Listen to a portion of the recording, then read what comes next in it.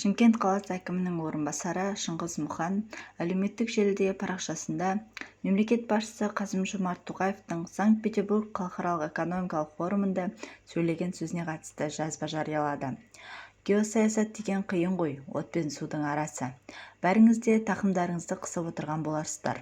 Не дер екен, қалай болар екен, ормандай орыс ортаға салып сөзімізді сөйле деп қыспақ қалар ма екен?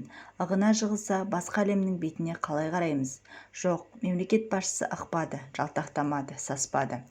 Шіреніп отырып халықтың қалауы мен ұлттық мүдде сыртқы саяси ойындардан жоғары екенін жеткізді. Екі елдің арасына іріткі салып, қазақтың делебесін қоздыратын әлгі арандатушылар әрі ойнасын деді. Дипломатиялық тілмен әрине өкпесі жарылып кетсе де, қажет кезде қақ маңдайдан бір қоятын Америка не Қытай емеспіз. Бірақ орағытып отырып құдайшылығын айтты. Дәрі өлшейтін таразыға тартылған баяндама да өте өзекті. Прагматизмге тұнып тұр. Сұрақтарға айызыңды қандырардай жауап береді. Екіұштылық жоқ, нақты.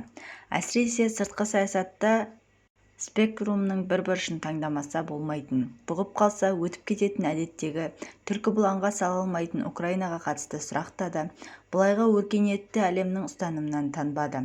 Оған да мінез керек, жүрек керек. Оны естіген украин жұртшылығы өз сегментінде қазақтар жарайсыңдар деп шуласып жатыр. Дәл осы сөзді өзіміз айтқандай марқайып отырмыз. Петерборда өткен жиында президентіміздің түрлі коммуникация каналдары арқылы жетіп жатқан үзік-үзік детальдарын аңдып отырып оқығанынан түйгенім деп жазды ол.